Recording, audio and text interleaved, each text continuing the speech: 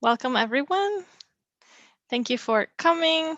We are going to wait a couple more minutes for people to join.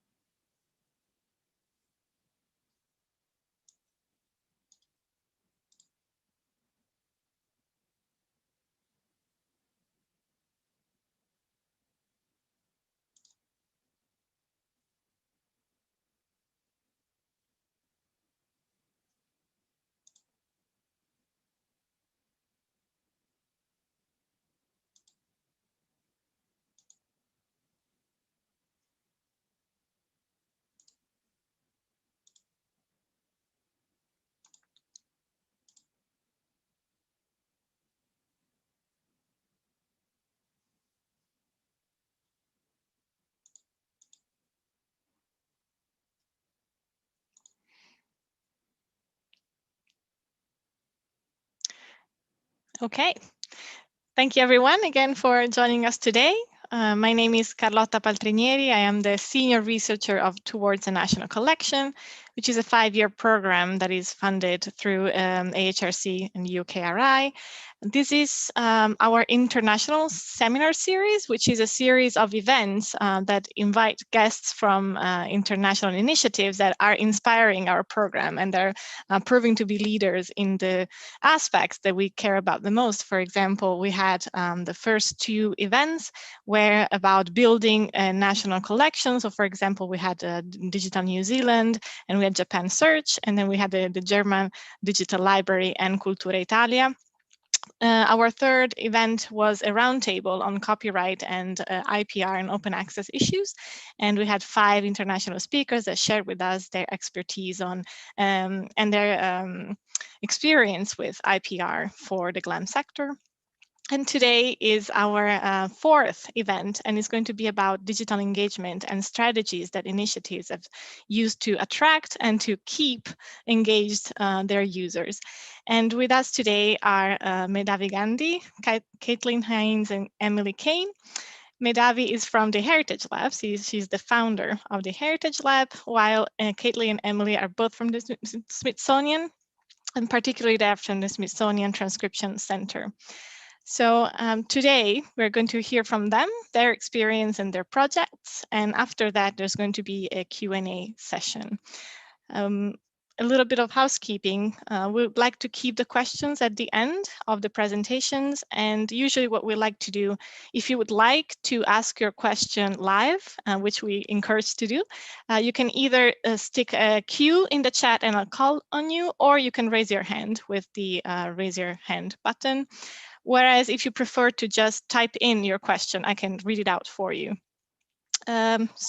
What else? We are recording the event and is also streaming on YouTube. So for our YouTube viewers, feel free to write your questions in the chat, and Colin McDowell will make sure to tell me the questions and we will ask them live. Colin, I forgot anything, or is it everything? I think it's everything. I think that's everything. If you don't want to be on the recording, don't put on your video. Yeah, exactly. Okay, so I'd like to invite Medhavi to share her screen and her experience with us. Thank you so much. Thank you, Carlotta and Colin, for having me. It's an honor really to be here with everybody, but also I'm looking forward to learning. I have followed the series before, so it's really nice to sort of have these notes that we're exchanging with each other. So I'll just start with sharing my screen. And just a second before I go full screen here. So really glad to be talking about the Heritage Lab today. The Heritage Lab actually started as a project in schools. It started with taking museum collections to school to integrate with.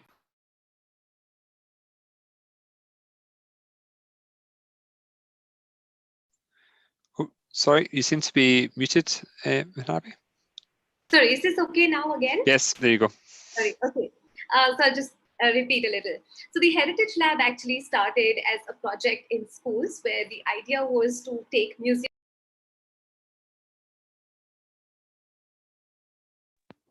Oh, sorry. Sorry. No problem at all. Right. So I think in schools, the idea that we followed was to sort of share museum collections in relation with the curriculum and sort of explore a different way of learning, called it creative inquiry. So students were able to analyze different sources, archives, before coming up with a certain answer rather than rote learning, which is more common when students are learning history. So it actually really started with that, and the web content were mere reflections on what was happening in the classroom. And there were also notes for teachers to follow up, and also for teachers who couldn't attend these sessions, or for schools that we geographically couldn't really reach within the Indian subcontinent. So it started as that. So yes, the broad vision, of course, we knew one day where we are right now. We did want to be here and of course beyond. But this idea was always there, that we wanted to be that one resource platform for Indian collections in GLAMs worldwide, so that people could know, people could see, and a lot of people who cannot travel to the UK, US, other countries, Europe, will have access to the artworks, etc., that have value for Indian cultural heritage learning as well. So to start with our main audience, I mean, we can always say that our audience is everybody who is interested in cultural heritage. But of course, the content is geared first towards a very specific audience. And we started with educators, students, and parents by giving them resources, by giving them self-learning packs, by giving them things that they, like DIY things that they could take to the museum themselves. This was supplemented by holding a lot of workshops at museums, inviting teachers and students there, and then sort of taking them through the content that we had online by giving them little cards, which sometimes had links, follow-up activities online. The other set of audience that we wanted to target were GLAM professionals. The idea was to first create a community online and then connect them with GLAM professionals so that museums and people could really have these conversations together. Conversations like Ask a Curator. So, you know, when we say Ask a Curator, in the first year itself, we saw that a large round of the questions were from within the community to the community. So it wasn't from a teacher, it wasn't from a student, it wasn't from a person working at a corporate MNC. I mean, they didn't have any questions. So we wanted to change that, and we wanted to see how we can facilitate these conversations. And the first step really was to bring museum professionals onto platforms like Twitter. Twitter is popular in India as a social media platform, but for GLAM professionals specifically, not so much. I mean, Facebook takes more prominence there. So it was also, we created things like the social media handbook to familiarize GLAM professionals with the different audiences they would meet at different platforms. So these conversations could be more meaningful, really. The third audience, the third set that we were looking to target for experience seekers. This is like a broad set again. Okay, so this is again, there is no age group here. There is, in this photograph itself, there are doctors, there are students, there's an archaeologist that I can recognize, that there are like different people in this picture. But this particular picture was actually a workshop, not a workshop, it was more of a walk, an interactive walk at a museum in the city, which was basically based on a book. And the book was to do with readings in Indian art history, which sounds like, okay, if you're not into art history, you might not be interested in the book. So we actually wanted to bridge that gap and sort of, you know, just highlight the elements and the stories in the book through this interactive walk. And we had post-its, we had different kind of things happening in the gallery as well. Digitally, how did this sort of work out?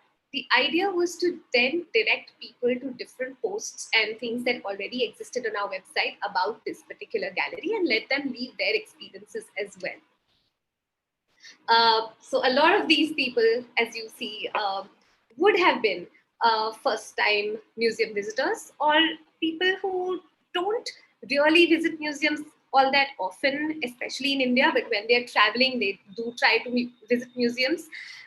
Also, when we are visiting museums, the idea is to just see what can we do over here. And the whole, the whole museum is something that everybody wants to see. And we try to tell them that not to see the whole museum. But it's through these little snippets that we give online that people try to familiarize. If I have to say, for the Heritage Lab, the big challenge was, it wasn't that people are not going to museums. The bigger challenge was that people didn't know what to expect at museums. There's the culture of going to a cultural institution was what was missing in the busy lives that people lead. So I think we wanted to bring that change first in our audience by letting them feel welcome, by letting them feel familiar with what they might see and not feel alienated or inhibited by any, art, language, or anything that is commonly used at a museum space usually. So we did have, if you see the content, it's interactive. So we built a lot of interactive content, especially starting 2017. I know the museum jigsaws and crosswords took off during the pandemic. Museums everywhere were doing this. But it was in 2017 that we worked with a museum, which is the Salarjung Museum, which has a huge crowd that comes to the museum. It's lots of people who come to the museum. And they were at that point where they didn't even think that digital would be important because there's so many people walking into the museum. What we wanted to do was for the people who weren't visiting the museum or who couldn't travel to the museum, explore it using Google Street View. So I'm just going to minimize my screen and actually take you there, just to give you a glimpse of what we did. So this is just a simple, had the instructions and you said you want to start the tour. And it was literally like a quiz. So you see that there is a set of chairs and what material are they made of, and you literally have to like zoom in there and sort of read the label and see the chairs really carefully before you type in the answer over here, and only then is the next question presented to you. So yeah, that's the kind of interactive content that we started to build on with museums right from 2017. The other thing was that how do we encourage people to lend their skill to a museum or learn a new skill at a museum without being necessarily lovers of art or history? So things like what photographers can learn from art museums really worked. This was a guest post written by someone, but it was followed up with like photographers actually going to a museum, clicking things, and then participating in a contest that was held, which again was something where we were giving away Instax cameras and all. So it really sort of created that circle of on-site as well as online engagement for people. But then what do we do when people visit the museum? We wanted to hear from them. We wanted to know what they felt about it. So this isn't, I mean, yes, a lot of these experiences, there are platforms like TripAdvisor where people leave comments. There are Facebook posts that people make. But we wanted to start sharing walks and trails which people have created. This isn't a vision that we have completely still realized. There is a long way to go for that. And I think we'll have to prepare a lot technologically before people can start creating digital stories with their own trails and share it with friends. But this is a start, and we have seen people contribute their pictures and their own voice to what they saw at the museum. It's their narrative. So that's also something that we're seeing is picking up slowly, and we really want to sort of push here as well. And one of the main audiences that we have absolutely loved engaging and interacting with are people who love books and love to read and love to travel. Interestingly, in India, we realized that while there is a lot of art historians writing books, there are a lot of travel writers writing about, they're writing about travel places. There's also historical fiction. But somehow this audience was not translating into a museum-going audience. It's something that we saw that there was a disconnect. We do take our surveys, so we realized that this was a glaring disconnect. So we worked with a publisher. Interestingly, the book was about women in the Mughal space. The book was actually called Daughters of the Sun, which is one of our favorite books now. But it was one of the books for the first time it spotlighted women in the Mughal era. Uh, and because it sort of resonated with people, there were people who were traveling to places like this Noor Mahal, and we asked people to contribute and share their stories of places that they might have visited but didn't know that these were built by women. So there were a lot of these stories that we collected on Twitter, on different social media platforms, which actually sort of ended up becoming full-fledged stories that people could read. Those were our planned audiences. That's where we knew that, okay, we're going the right direction. Sometimes we felt we were going slow, but we were going in the right direction. What was absolutely surprising and absolutely delightful, on the right side, you see a tweet by a very prominent person in India, Mr. Prashant Bhushan. He's in the legal justice system. He works with that. And he actually tweeted this using the post that we had created based on paintings as a point to, I mean, it was a part of his debate with the government. So we now started to see that artworks and museum objects can be used in conversations that are politically important. It can be used in context. It can be used to drive conversations about today. And this is like a spectacular example of that. We didn't expect this. We had only expected it to be, shared with a happy Diwali, festive time post. That was our expectation of it. On the other hand, we also had something that Mr. Dalrymple, who's from the industry, shared. So again, art historians, people who know art, write about art or write fiction, this is not our audience, because our audience is the person who was just starting out or just was new to this field. So it was very encouraging to have him share something and know that, okay, this kind of thing is also being picked up. What we realize is that the kind of post he picked up and a lot of others that have got shared are well-researched content pieces that have layers of research to them.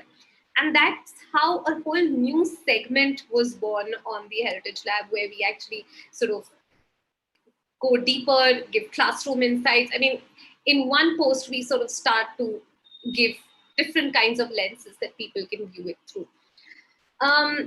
Another big surprise this year, we started with Indian educators, but this year we sort of saw a lot of people come in from here. We unfortunately do not know which pieces of content got picked up, so I really don't know what to do there. But we saw a lot of Moodle courses from different universities abroad linking back to content and picking up content from their a Spanish website spotlighting our games. So I think this gives us a good idea of the global audience that we still can tap in. At this point, I must sort of just share that when I started the Heritage Lab, and first at every stage, we were taking a lot of feedback from everybody. A lot of people told me that this kind of a thing is not going to work in India because it's very Western. The concept is very Western, and you might have more Western readers, which is good. And this is the kind of model you can apply to it. But I'm very proud to say that even today, 70% of our audience comes from India, which is also disturbing because this is a 4% drop from last year. But I mean, earlier it was 74% of our audience coming in from India. But we hope that, I mean, this is our main aim, to keep the larger set of audiences Indian and cater to this set of audiences a lot. So if I have to talk about the access roadmap, I spoke about how we wanted to make these digital collections across GLAMs, the Indian digital collections, accessible to everybody. Just reflecting on our journey over the years. It started with discovery and just noticing something. In fact, if one goes through the archives, some of our posts are actually just things that the Met had started to put up, for example, about India, just those with the same text crediting the Met for it. So it was just about discovering that this exists. The other thing, of course, started to become things like, how are we creating discussion around these? So there were a lot of Instagram polls, a lot of discussion on Instagram stories, a lot of debates. A lot of our content ideas actually came from our engagement with the Instagram community. All of the content that we create, we try not to share it on Insta. And Instagram is not where we get our readership from. Facebook, Twitter is not where we get our majority of readers from.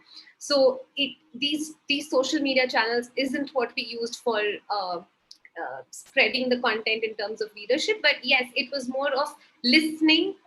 We tried to use these platforms as listening tools, and also trying to ask the public what are their questions about certain topics in history or art. The two gray areas, participation and co-creating, these are gray because we're still working on it. There's still a lot in this field that we are working on. Things like the art and feminism campaign is something that we're very, very passionate about, and our communities really got used to it.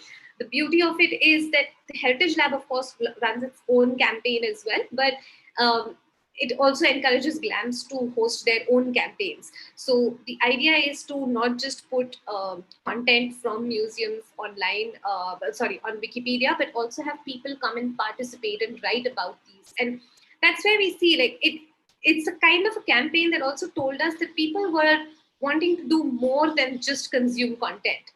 They wanted to be participants. They wanted to volunteer. They wanted to do something. So we've noticed that even though people pick up the skill of Wikipedia editing during the art and feminism campaign, this continues over the year on different topics. So this is something that we're really happy to have been part of. In 2020, we actually worked with a museum in India, the DAG Museum, to release 13 artworks under open access. I know 13 is a really small number to hear maybe, but this is a big deal because this has not happened in India before. And also because I think largely our responsibility was also to let the audience, the larger public, know what can they do with open access artwork. People in the creative space still know what licenses mean and what to do, but with the larger set of audiences, not really. So this is also a way to enable this creator community. Knowing that platforms like Instagram, etc., have already put people on that creator, that habit of becoming a creator. Everybody's a content creator now. So we wanted to see what people create using artwork. So yes, we expected that a lot of people will make gifts because it's a gift competition.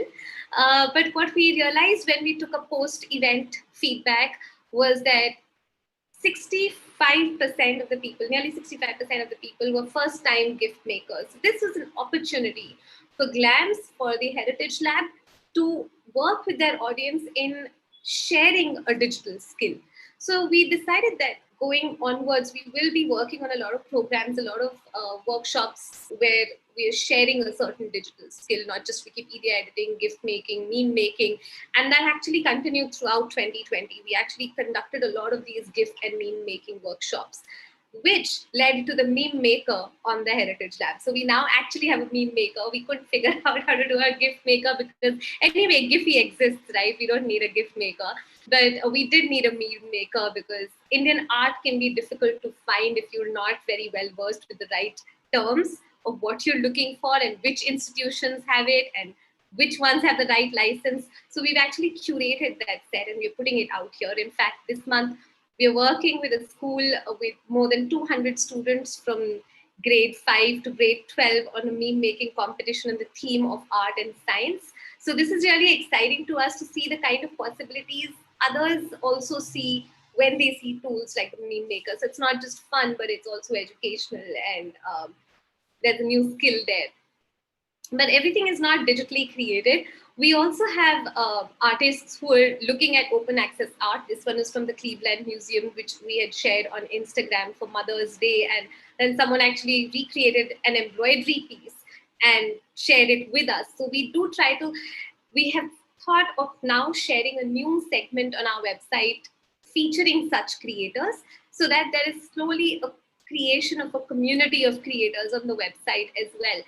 So yeah, like if I go back now, I mean, our audience never really, that was just not the plan, right? But now we're doing this as well. So it's just to see how people push you and sort of let you imagine different things. It's also the audience that is actually giving these ideas. But yeah, what worked, what didn't work, I just want to share that we did try different tools in the middle. So I want to share this one thing. It took us months to work on this particular artist, and it was such a failure. It is disappointing, but I wouldn't term it a complete failure. It taught us some things. We first wanted this to be a short post that said 3 things to know about this legendary artist. It was meant to target people who don't know much about him. That we went deeper and deeper, and then we ended up creating a game in the middle of it over here. Let's just get to the game. You see, the article became so long that the game itself lost steam, and a lot of people would just, I mean, the feedback that we got was that, oh, it was a good read, but we couldn't read the whole thing, or that, some who tried to play the game had not read the earlier thing. So I think we did a lot over here. So the idea was for people to simply see these paper artworks that he created, and then sort of make their own version over here by, just using triangles and shapes and doing their thing over here. So this royally failed because I think we were expecting too much and making them do a lot over here. So that's something to remember as well, I think, for us, that we should sort of separate these. We tried to learn, and so we have these different research-driven pieces which are really long. So we do have a TLDR disclaimer in our newsletters when we send it out that if you're not reading, this is what it includes. But this is a whole new segment on the website, that these are long-form content pieces directed towards schools, which have a classroom connection button in the end, a discussion.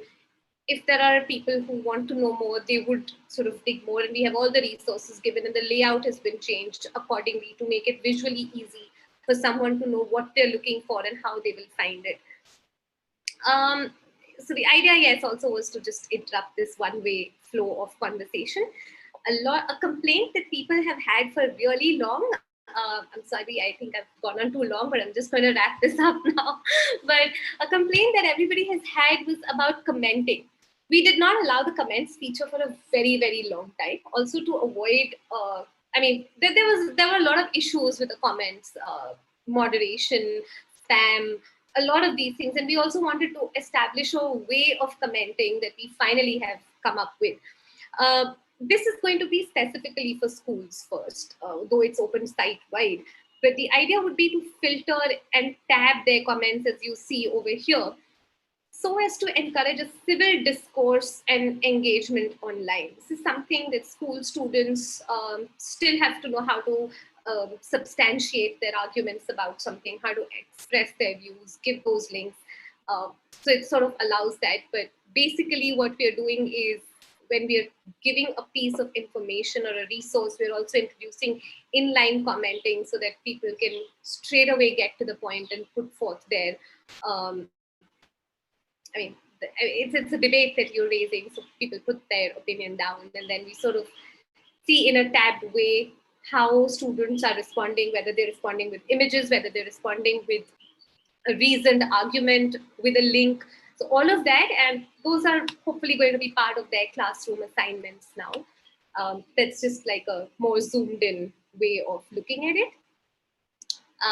So yeah, that's the end of it. And we are still working on these things and more ways of putting things together. So thank you for giving me such a patient listen. Thank you, Medhavi. That was great. And it's great to see that things are always in progress, and there's always lots of learning to do. And we are very aware that since we are at the beginning of our program, there's a lot that we need to learn. And I was particularly impressed with this idea of users not just being content creator, but the force that is behind the digital innovation, which I think it's one lesson to learn from the beginning. So thank you so much. And Emily and Caitlin, the floor is yours now. Wonderful. Thank you all so much for having us. I'm Caitlin Haynes. I am the program coordinator here at the Smithsonian Transcription Center. And I will just say I took so many notes. That was awesome. Medhavi, thank you so much for sharing all of that about the Heritage Lab. We chatted a little before we started today about how we were really excited to sort of hear some new ideas. And we will definitely be thinking about a lot of the incredible engagement efforts that you all have done. So just amazing. So let me share my screen really fast and bring up our presentation. And here we go. All right, so I'm going to quickly kind of cover the background of what Transcription Center is and how we sort of established our initial digital engagement strategies and how we've sort of developed them over the past 5 or 6 years. And then I will hand things over to Emily to talk a little bit about how our digital engagement strategies and communities have changed during the pandemic. Okay, so the Transcription Center is the Smithsonian Institution's largest crowdsourcing and digital volunteering platform. So it was established in 2013 as part of our Office of the Chief Information Officer here in the here in the Smithsonian, excuse me. That's like our IT unit.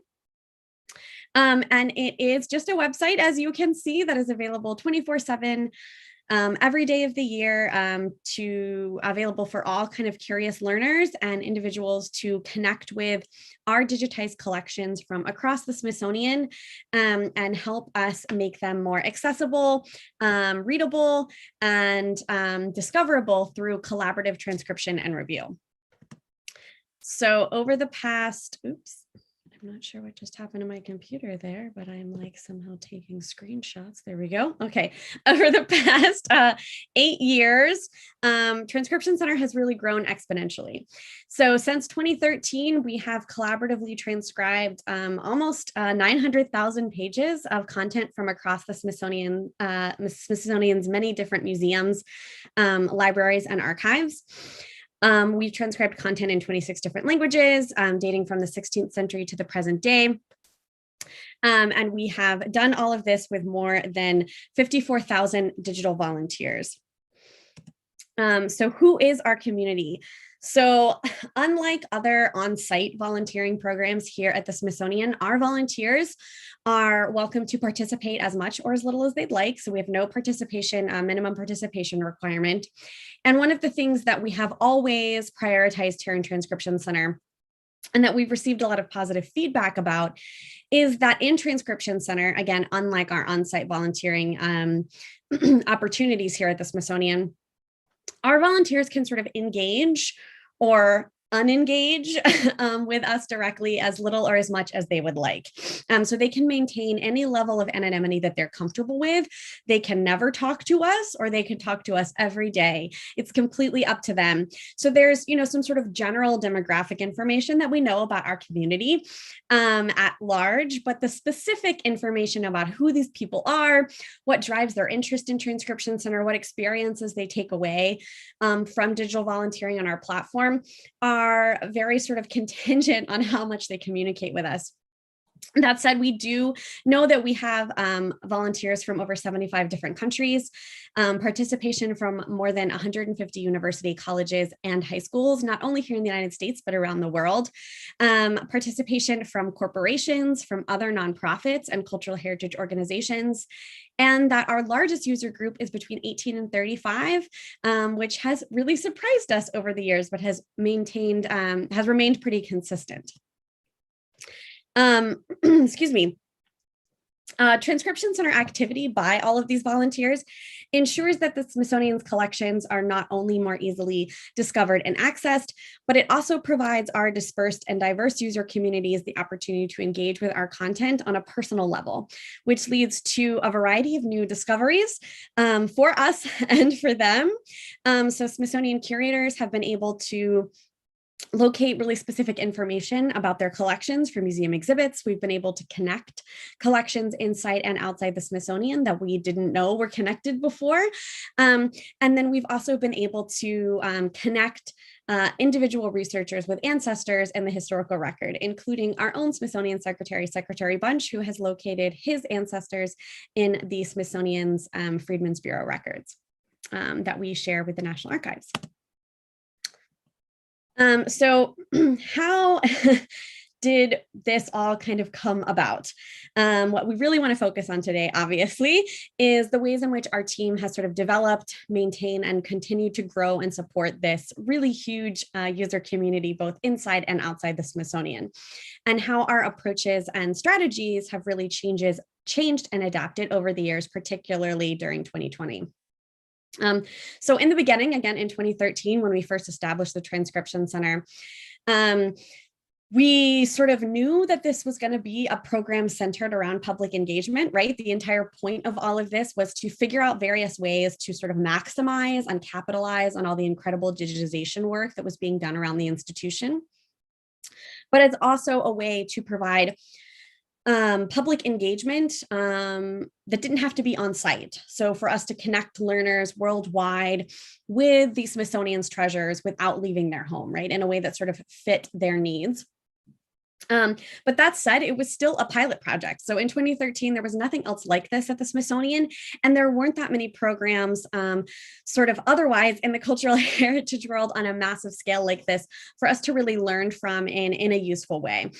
So we developed this in 2013, knowing that people would be interested because we had the Smithsonian brand behind us, but not really knowing who would be interested, how or why they would be interested, and sort of how we would kind of continue to engage and motivate and support them. So we built the Transcription Center and people did come, but early sign-on and participation was really largely sort of based around this novelty and excitement of this being kind of like a new project at the Smithsonian, right? And all of the flashiness that comes with that. The question of how to keep users engaged long-term, sustain participation, and build a real community was a little bit more challenging. So we developed a two-pronged approach to digital engagement in those early years. So the first prong of this is this sort of consistent, continuous communication and outreach. So we developed monthly or bi-weekly newsletter campaigns, e-newsletters. We developed social media accounts and sort of various strategies and plans for these social media accounts that included a lot of sort of continuous and consistent messaging to our internal and external audiences about new projects that we have in Transcription Center, our various tips and tricks for participating and transcribing, deeper dives into the collections, into our staff, and into our volunteers, coordinated blog posts across the institution, and various different live or pre-recorded sorts of webinars or collections tours, et cetera. So you can sort of see some of these on the screen. We, of course, over the years have also definitely taken advantage of the collaborations and partnerships that we have around the institution to draw support and to learn and share even more with our communities. So you can see here in 2020, right before the pandemic, we did a big campaign transcribing with our secretary, and it was massively successful for Black History Month. And we got a lot of new users that way. And of course, sort of encouraged our own collaborations with our Smithsonian leadership, which is never a bad thing, right? That sort of second pronged approach that we developed to outreach and digital engagement is a more sort of structured experiences and targeted campaigns that we did on sort of an ad hoc basis as needed. So things like diving deeper into particular topics or projects with staff, doing kinds of week-long or month-long review challenges or other types of sort of engagements, focusing on particular campaigns across the institution or outside of the institution, excuse me, or hosting or participating in special events or collections tours or transcribathons that were largely on site and in person.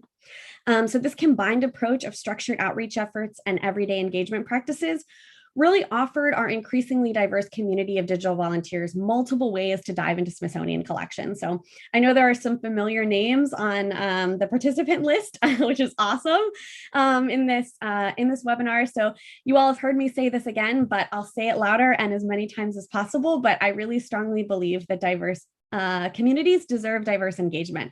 So all of our volunteers are coming at this. Of course, they have a shared interest, right? That's what's bringing them to Transcription Center. But these are people all over the world with various backgrounds, with various skill sets, with various reasons for wanting to participate or being interested in learning more about the Smithsonian. And so we need to sort of meet them where they are and respect the fact that they're different. And that's a good thing. And we should celebrate that. And so we need to offer various ways for them to engage that aligns with their interests, their needs, and sort of meets them on a level with which they're comfortable. So this idea that, again, our volunteers and our public community can be as engaged or unengaged as they want has really served us well. And then this idea that we are continuously prioritizing and encouraging and maintaining diverse and different varied types of engagement has really served us well. Equally important as we grew Transcription Center was the sort of various avenues that we were sustaining for communication between our volunteers and various Smithsonian staff. So we really noticed early on, and this has continued to inform all of our work, that communication with our volunteers is crucial to the success of everything that we do, because we not only need to be supporting and encouraging our participants, but we need them and we want them to help us troubleshoot issues on the platform, and sort of improve and enhance our evolving workflows and practices. So from the simplest changes on the site to the most complex technical developments, the volunteers must be involved as they are the ones being directly impacted. And our role as community managers is really sort of being that in between, that messenger, that bridge, that communication channel between our Smithsonian staff, our technical developers, our collections managers, and our public. And so being able to sort of listen and transfer both of those sort of messages across different user communities, internal and external, has been really important to us as we developed our program. So all of these things, all of these strategies have worked really well for us as we've grown Transcription Center over the past 7 years, and have continued to inform everything we do during the pandemic. But the pandemic has also massively changed everything about who our community is, and what we know about them, and how we are sort of meeting their needs and approaching our strategies. So with that, I will hand it over to my amazing colleague, Emily Kane, our community coordinator, who had, I don't know if I want to say joy, but who had the joy of joining us in the middle of the pandemic in November of 2020. So I will hand it over to you, Emily. Yeah, thank you, Caitlin, and thank you, everybody. I want to make sure we have plenty of time for questions, so I'm going to rush through my section here, and then y'all can let us know which parts you'd like to circle back to via your questions. So you can go on to the next slide there, Caitlin. Thank you. So like Caitlin mentioned, in 2020, our engagements, it increased by a great deal. As you can imagine, people during the pandemic have been looking for ways to fill their time online. And so after building a pretty steady community for the first 7 years of Transcription Center's existence, we had slowly made our way up to 14,000 volunteers, which is a pretty healthy community. And then from the period of March of 2020 to March of 2021, we went from that 14,000 that we had slowly built over time up to over 51,000, which is really rapid, really overwhelming growth, right? And with that growth came higher productivity. Our community was transcribing and reviewing over 5,000 pages of archival material per month, which is great. But it also created sort of increased demand for projects and content, which required that we work more closely with our colleagues across the institution to meet that demand. And it also came along with increased demand for engagement opportunities. So what I really want to focus on in the short time that I have is not just that the community grew, but also that it changed an incredible amount in ways that we didn't expect. So it wasn't just more of the same thing we had been coming to expect, but on a much larger scale. It was actually a totally different ballgame, and we've learned a lot from that experience and are still learning every day. So we'll start with who were our volunteers originally, right? So before March of 2020, who was that core group of 14,000 people? Like Caitlin mentioned, a lot of our volunteers we don't know a lot about because they like the anonymity and the sort of individual experience that comes along with transcribing from home. But in terms of our most consistently active volunteers and most communicative digital volunteers that we knew well, we mostly consider them to be self-motivated participants, and that was the majority before March of 2020. So these are people, and they happen to be primarily between the ages of 25 and 65, who individually sought out the Transcription Center as a way to sort of gain knowledge, to give back in their own small way, and to directly engage with Smithsonian collections. So many of them had an interest or background in history, science, cultural heritage, and many of them even had professional experience in proofreading and editing. So these are exactly the type of people. They're passionate about the content and they're meticulous about the details that are perfect for this type of volunteer community. They're really the ideal volunteers. And so the idea of that demographic changing too much seems pretty scary. But we have learned, as you can see from some of these quotes from our volunteers here, we've gotten really incredible, rewarding engagement by reaching people beyond that core group throughout the course of the pandemic, people that we wouldn't normally be reaching. So I want to talk first about the change in our community in terms of we had started with a core group of people who were really well versed in our content, in our instructions. They understood the process. They had a personal investment in doing that process really rigorously and in a detail-oriented way. We now are in a position, of course, with that sort of rapid growth, where we have much more. We have many more new users than we do experienced users, which has meant that's a pretty major dynamic shift. And it has meant that we need to sort of analyze the way that we have been giving our instructions, and we need to pay closer attention to the content that's being produced through Transcription Center and the way that new volunteers are understanding our instructional content as well.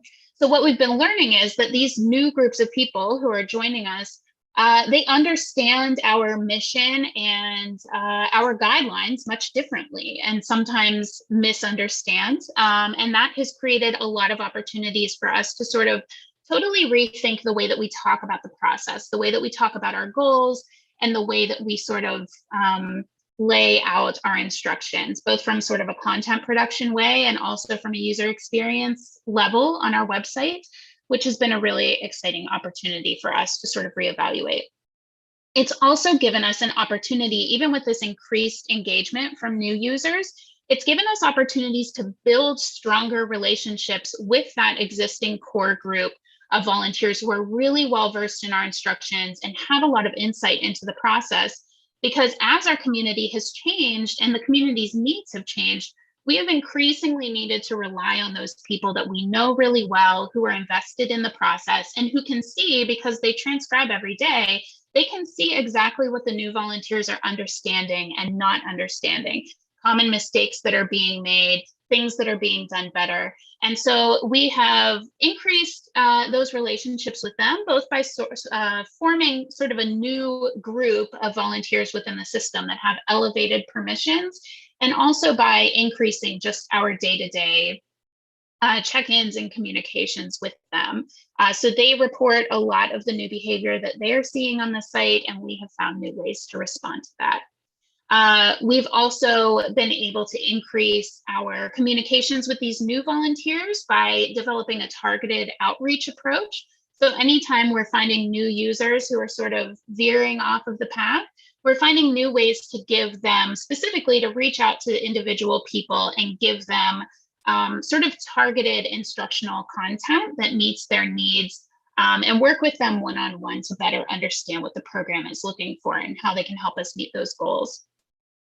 But another way that our community has changed is that a lot of these new users are not just coming in for the first time, they have entirely different motivations for participating in the process.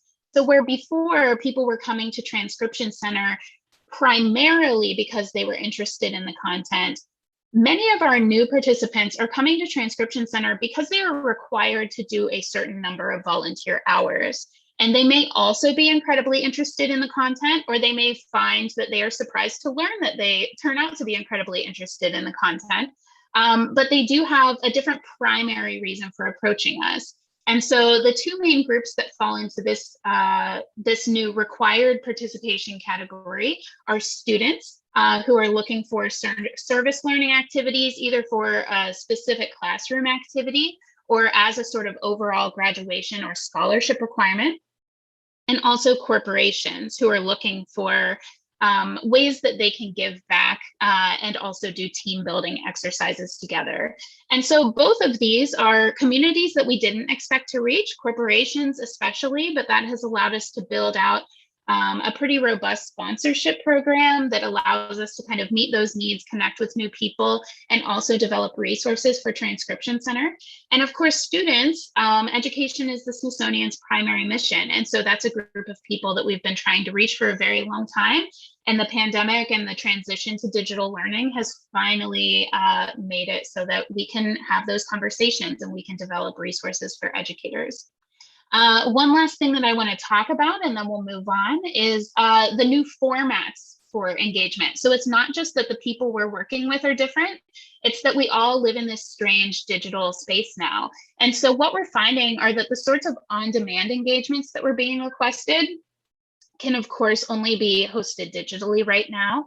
And so doing transcription events together over Zoom, we have found to actually be a really good fit for our program that we may not have considered before, and that our volunteers and users may not have been prepared skill-wise to, meet us halfway at before.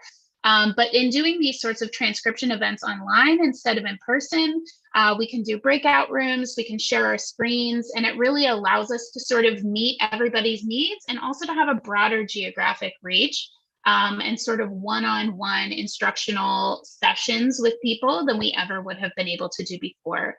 And so that has inspired us to transition to a lot of our other engagements, not on-demand engagements, but regular monthly engagements that are content focused, that are discussion focused, Q&A focused.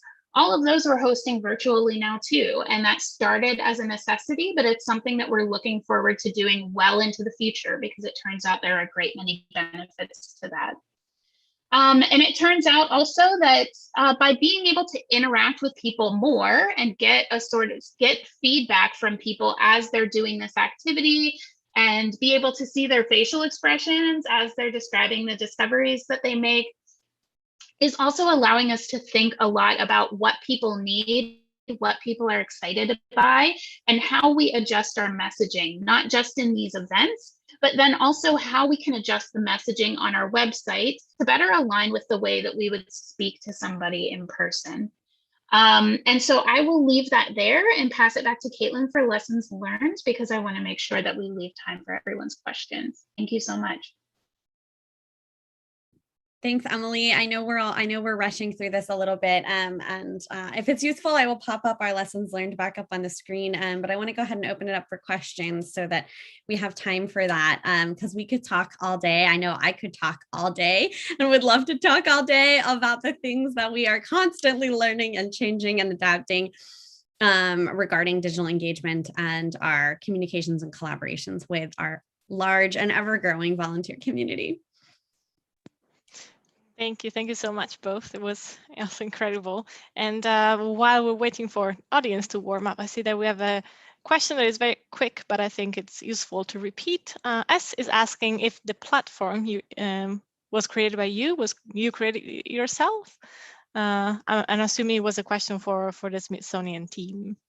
Yes, so Transcription Center's platform is hosted on Drupal, which of course is available to everybody, but our actual code base for the transcription functionality itself was homegrown, and that's largely because we needed it. Our technical developers needed it and wanted it to work and communicate sort of automatically on the front end and the back end with our internal Smithsonian databases, which are also homegrown. So for that reason, it wouldn't necessarily be useful for it to be like an open source kind of code.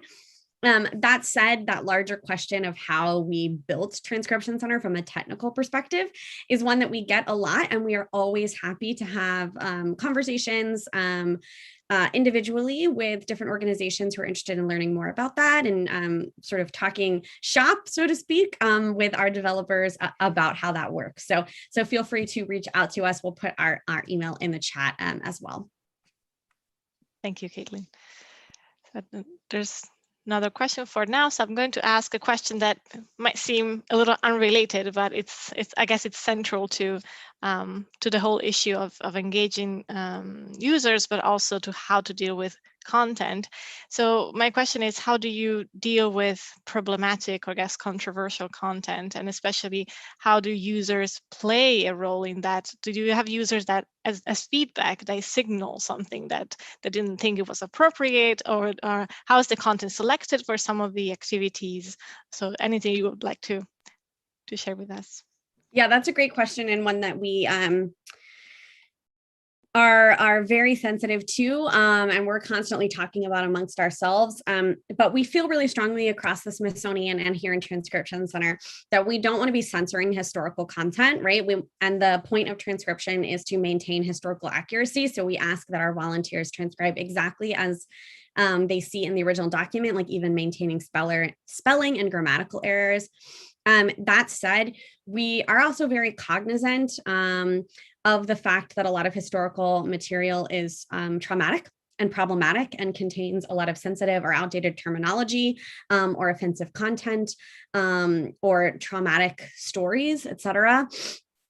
And so, for one, everything that comes into Transcription Center is reviewed by the participating Smithsonian units and collections managers first, right? So it's not up to myself or Emily to bring content into Transcription Center. That's up to the collection stewards that are in charge of that content. So they're never going to put anything in Transcription Center that isn't already online, and they've already figured out those rights in general, but Transcription Center does magnify that stuff additionally, and we recognize that.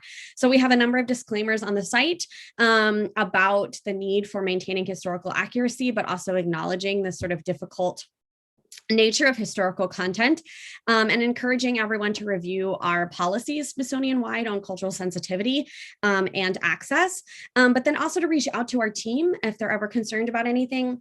We also have additional disclaimers on some of our most sort of challenging content. So we transcribe the Freedmen's Bureau records, which contain a lot of specific information and experiences of formerly enslaved individuals. And because of that, we really try and acknowledge the sort of emotional labor that goes on to exploring those collections in an intimate way. And we like to provide as much contextual information about that historical background as we can to make sure that we are providing our volunteers and our public with enough information and resources to better understand why the terminology might be the way it is, why these stories are so important that we're preserving and sharing this information exactly as it appears in the historical record, so that we're making sure that this history, whether joyful or traumatic, is preserved, and that these stories can be shared so that we can better understand this history. But it is something that we're constantly working on, and sort of thinking more critically about what is or isn't included in Transcription Center is something that we're always sort of thinking about, talking about with our internal colleagues and with our digital volunteers. Thank you. That was very thorough. Medhavi, would you like to also come in? Right. I think in the kind of climate that the digital climate that we all function in, which is highly polarized sometimes, there can be a distortion of facts, of just views, also like just using some material to only substantiate a certain argument and not taking in the entire view is a problem that we have seen. So we do try to provide all the resources and all the materials as well now. I mean, initially, this actually came as an afterthought. It was something that we learned in due course, that if we are putting out an argument, we actually just now state it, give the right ebook, give everything right there for everybody to see all of it before they sort of start to use it on social media without context. So I think that's something that we've learned and sort of worked around. But I think going forward, this is also the reason why we want to do the school project around the whole commenting and then choosing certain debates and then seeing which kind of comments and responses fared best, because I think it's also about the next generation taking responsibility for the kind of conversations that spread on the internet, right? So that's what we're trying to do, but I'm sure we have a lot to learn in this part. Everybody does. So it's not just you. So we have 3 questions in the chat. There are 2 about reuse and copyright, which is a very hot topic. So the first question, I guess it's applicable to both projects. What's about copyright? If anyone would like to use some of the online documents, such as photos, would you like to comment on your copyright policies? Medhavi or Smithsonian? I'll go first. I think we do put in, we try to use whatever public domain and CC0 content that is there. Usually the license is specified, but if not, we do have a terms of use page where people do write to us asking if they're able to use the content. I think a lot of times we've noticed, especially in India, that people are able to just, because you've shared something on Facebook and shared the article or a photograph on Facebook, that they're able to save it and then come up with this line that, oh, it was shared widely on social media, so we thought it was okay to use it. And we faced this with a commercial brand. They actually just used it part of their Instagram, not to sell anything, but as part of a curated campaign. And this is the best argument that they could come up with. So I think there's a lot around license awareness, social media image use, and just a general understanding of how we have to use images with permission. When we use images from museums that are copyright or protected, we try to ask them for permission. We try to put it in a graphic so that even if someone was to take it, it wouldn't be in the right resolution. There's a lot that goes in behind that. But at the end of the day, if someone wants to take a picture and use it without permission, they're still able to do it. So I think we are more now trying to push museums to go open and allow for open access, so that at least the government museums, which are a majority of India's museums, which fall under state or the central government, we believe that these are our cultural heritage collections that belong to everybody, and that they should be they're in public domain and they should be allowed for you to use, and that appropriate license should be given out. That's another part of our work, but yeah, that's all. Yeah. Yeah, and so for us, I think, like Caitlin mentioned, because we are working with materials in Transcription Center that come from over 19 different repositories across our massive institution, each of the teams that stewards those collections manages copyright for their own materials. We do get a lot of questions about copyright at Transcription Center, but we redirect those directly to our colleagues that manage those types of processes and permissions. The Smithsonian also does have an open access site, and that is sort of a collection of all of our CC0 materials. And some of our transcribed collections are there on the open access site in our CC0, but that is not a process that Caitlin or I manage. Yeah, and we also have, like Medhavi said, our own overarching terms of use that apply to everything at the Smithsonian. And we have that terms of use linked on the Transcription Center site and in all of our projects and PDFs of completed projects that allow for any sort of educational use. And again, our stuff isn't in that highest resolution TIFF to be published anyway, but everything is available for educational use or reuse. But, you know, like, as Emily said, we sort of forward on sort of larger questions about actual publication, et cetera, to the units who are stewarding those collections. Thank you. I think we have a similar question about reuse of data sets, and I think it's this for the Smithsonian team. Do you make the resulting data sets available online for reuse? And could you give some more examples of how the transcribed data has been used internally? Absolutely. So it's a little bit complicated, but the short version is that because of the way the Transcription Center was built internally, it does speak again in constant communication on the back end and the front end with our online Smithsonian databases. So what that means is that those digital assets of those original documents are pulled into Transcription Center and are constantly connected with the transcription themselves. So the transcription is never detached from the original image. And then what that means on the sort of end, after transcriptions are completed, is that it's a really automatic process. So Emily or I, nor the units have to manually update things within 10 minutes of a page or an entire project being completed, which means it's transcribed and reviewed by our digital volunteers. It then becomes visible alongside that digital asset in our online databases and becomes text searchable across those online databases. So it's really automatic. So we're not having to sort of manually update that data. And it is used, so we only know what we know, but we do know from our internal colleagues and from external researchers the sort of different ways that people are stumbling upon these materials because they're more discoverable, more open, more unlocked on a deeper level, because people can keyword search in our databases and find collections on a deeper level.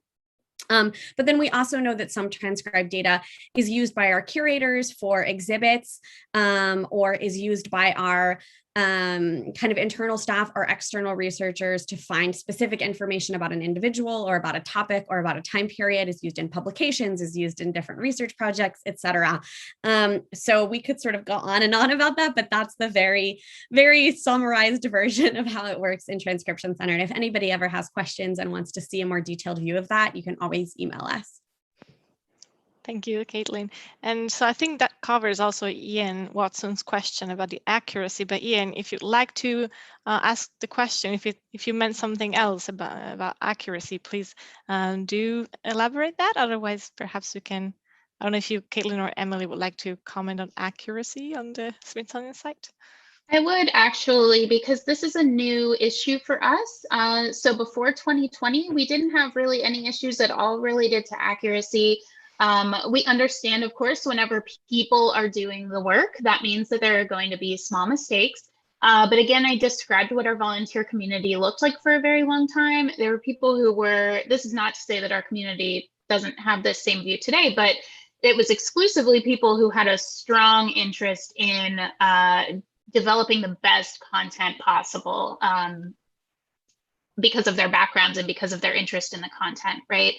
As our community has grown, one of our growing pains has been managing accuracy. We've seen increased mistakes as we see more newer users. And that is something that, if I'm being honest with everyone here, we are still learning how to manage. We've developed some kind of technical back-end ways of flagging errors where I'll get notifications when things are being done in a way that our system can detect, so that I can reach out directly to people and help give them some guidelines on how to kind of reorient their work.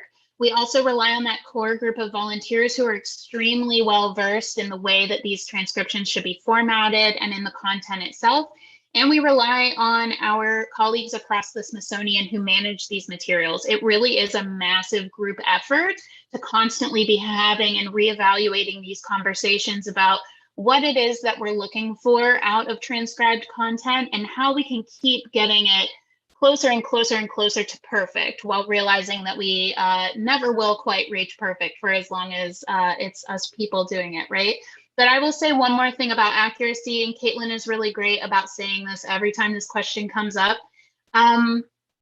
Every single, even if we produce a transcription that has a lot of errors or a lot of mistakes, every single word that's transcribed is making these collections more searchable, right? Which is getting more eyes on them, which is allowing us to better and better correct those errors. So we think it's really important to talk about the fact that, you know, every single little word transcribed matters and helps us to get this material out there. And the nice thing about Transcription Center is that nothing is ever completely closed. We can endlessly reopen and make edits to transcriptions, which means we can always be working together to improve those results and the content that we're producing. So thank you for asking that question. Would you like to follow up, Ian, or was it clear? I think that was really helpful. I think it was really about working at scale. Obviously, at Smithsonian, you're working at a massive scale, but equally, you've got some substantial resources to do some of that checking, whereas many smaller organisations maybe would really struggle with that checking resource. So I think that was what interested me, how you do that at scale. That was a helpful answer. Thank you. Well, and I will say that even with, the sort of support from our amazing community of volunteers and our amazing colleagues, we're still a team of 2, and we're only a team of 1 for the first 7 years of Transcription Center. And so it's absolutely impossible, even with the best of intentions and goals and productivity, to review every single page from, produced by 14,000 plus digital volunteers and now 54,000 plus digital volunteers. And it's the same for the unit. So the Smithsonian is massive and we have incredible resources, but every single archives or library or museum department is also a tiny team. And so we absolutely don't have the capacity to review and look through pages. And so we really do depend on the community of volunteers to help us. And, what we've seen, as Emily said, even with this uptick in mistakes with the pandemic and the amount of new users we've gotten, shows us that the volunteer review process works because our, sort of dedicated volunteers are continuously communicating with us and helping us monitor that. So, without them, we wouldn't be able to sort of keep up with that. So all of that is just to say for all of these smaller teams out there, don't feel like just because you're not the Smithsonian, like the Smithsonian also doesn't have the capacity all the time. And that's not necessarily a bad thing or a good thing. It's just the reality of cultural heritage organizations. And, I think that the key is collaboration and figuring out what works for you. Okay. Thank you. But now we have a very existential, I guess, question by Claire Davis Watford, and maybe Medhavi, you can start. What plans do you have for the future? So that's, if you have to take some time to think through it, do it. This is something that I think of every day, but the plans almost keep changing all the time. But I think something that we are working towards right now, as of now, is an open access project where we are trying to put together everything Indian art related that is open from across glams of the world. The broader idea is to sort of work out something at the intersection of digital storytelling so that all of these can be used to tell stories by art historians, by upcoming art historians, students, teachers, the general public, if they want to tell a story, used by members of the media. That's the broader idea, really, to make this collection stand out and be in one place. That's something that we're working towards. What we're also working towards is seeing how we can support institutions in hosting these exhibitions, etc., and driving dialogue. Looking at public participation and public engagement based on the different exhibitions they are hosting. So those are the 2 things broadly that we are working towards. The open access project is closer to heart, and that's the first thing that we hope that we'll be able to roll out by the end of this year, at least a beta version. So let's see how that goes. Yeah. Thanks. What about the Smithsonian's future? Oof, it's a great question. Right now, we're focused on maintaining and meeting our ever-growing community. But we have lots of plans for the future. We are continuing in 2019. We were the first federal crowdsourcing project to launch transcription of audio recordings. And we are planning to work on the development of video captioning and transcribing in the next few years, as well as possibly the inclusion and development of other kinds of crowdsourcing tasks in Transcription Center to sort of meet the needs of our internal and external communities and larger questions of accessibility here in the Smithsonian for our web digitized collection content. But we, of course, are also always looking towards our digital volunteers and our internal colleagues to sort of brainstorm new ideas and needs as they arise and sort of develop new kinds of digital engagement strategies. I know, like I said before, we're definitely going to walk away from this conversation and think about ideas. We did just develop a strategic plan though, which was really exciting for the next 4 years in Transcription Center that again focuses a lot on figuring out how Transcription Center can help with these larger web accessibility questions and work more to sort of enrich and engage all of our volunteers on a sort of successful and meaningful level. So yeah, stay tuned. Thank you. I guess I have a question that's a little less, is a little more practical for thinking of our future as a program and how we should start to think of ways of engaging users. And so you both used a way of describing your users that I think it's very close. But so Medhavi, you called them experience seekers, whereas Caitlin, I think you called them curious learners. So do you think it's more useful for a program like ours to start thinking in terms of user behaviors rather than user types? So not thinking really about, are we targeting students, are we targeting researchers, or is it the general public? Is it better to think of what people want rather than who they are and how they identify as users? Is that a winning strategy?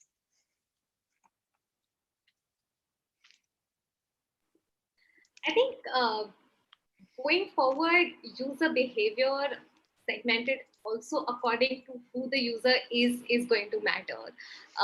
Because I think for us, what we've seen is it's also the use of platforms.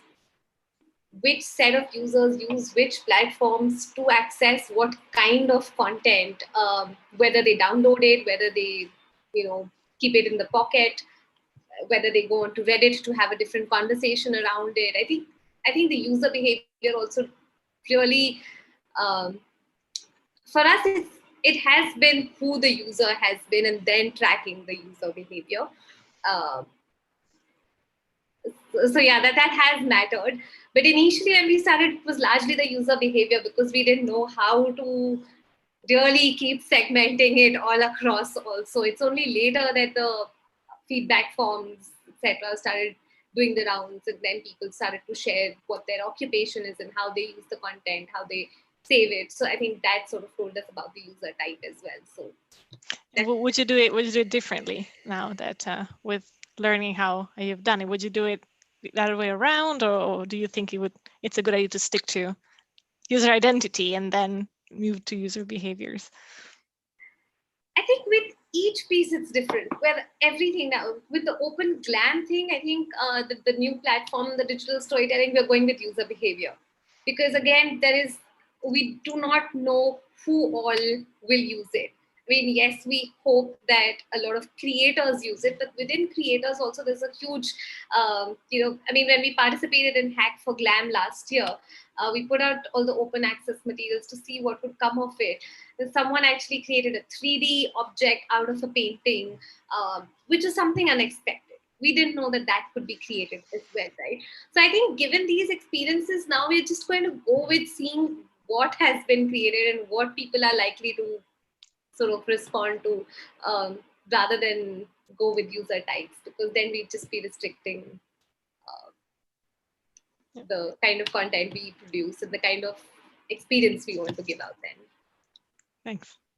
I think too, the biggest lesson for us, I agree with everything that Medhavi just said, but I think too, the biggest lesson for us that we constantly talk about is I think it's really important to have some general goals and expectations outlined when you're starting any sort of project like this.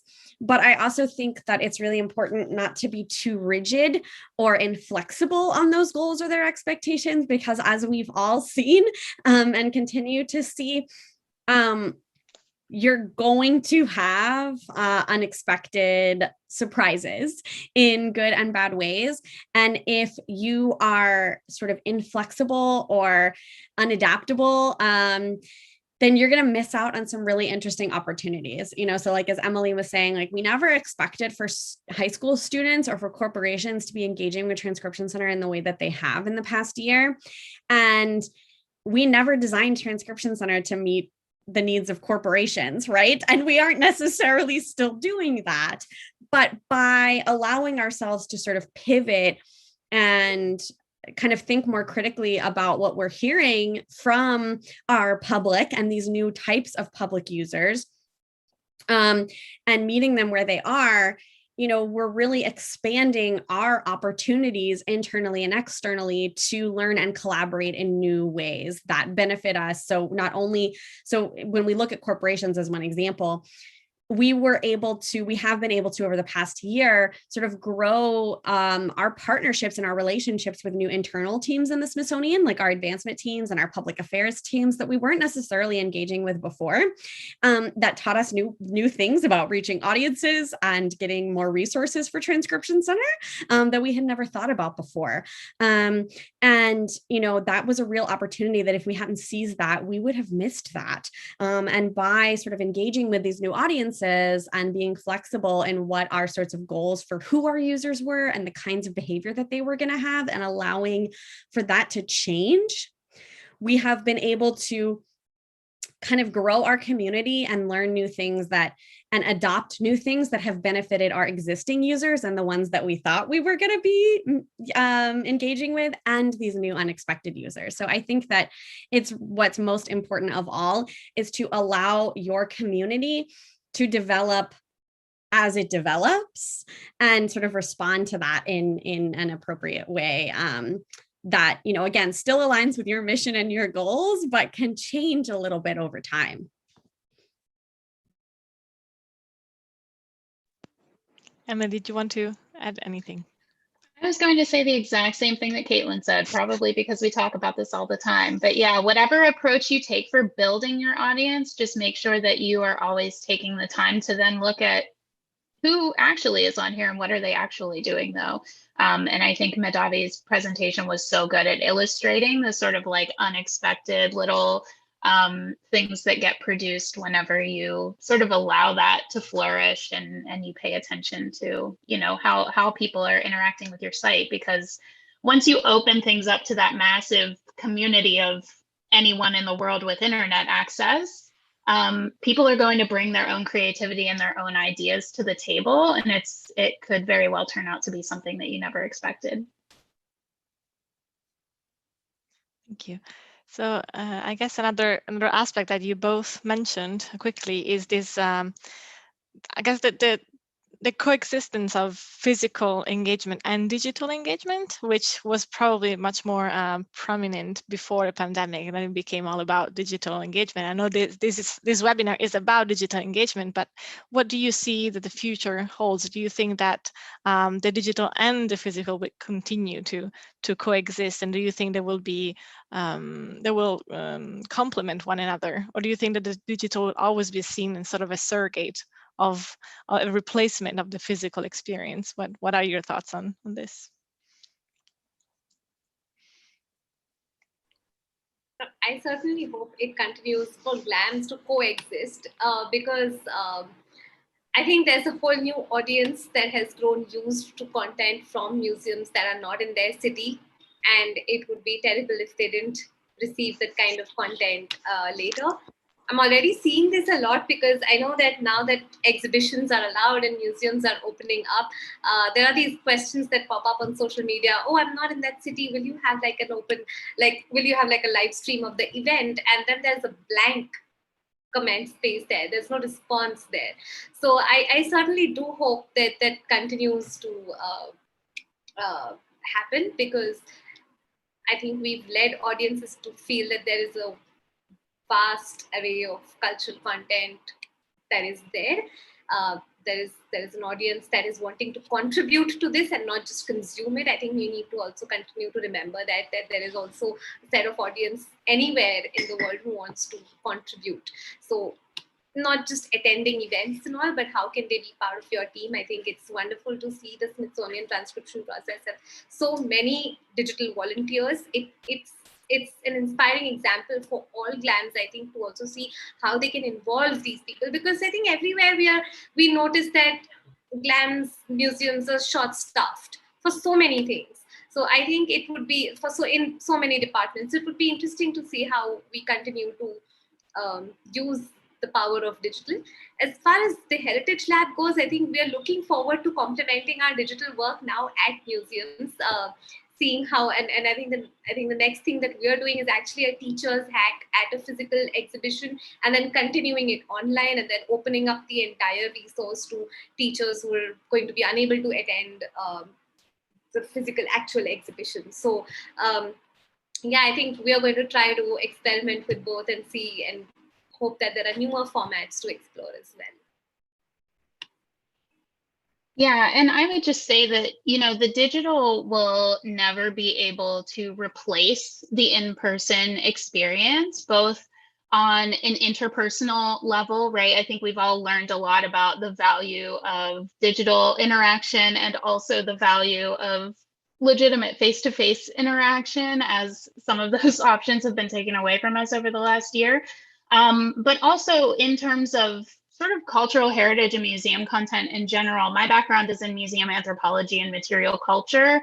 I will always feel very strongly that there is a value in being with these materials in a physical space that cannot be replicated in any other way. But what the digital offers is a totally different type of engagement, right? And the way that we usually have these conversations is about which is better. And I hope that we're all moving towards a place of just acknowledging that they're different and that they should work together, right? And Caitlin and I have learned so much about how the digital makes a lot of sense for what we do at Transcription Center, but the things that are done, but there are other teams at the Smithsonian who are managing those materials for whom it might make sense to do in-person sorts of engagements, right? And if we're all kind of working together to make those connections and to make sure that all of our bases are covered. Everybody learns in different ways. Everybody has different abilities.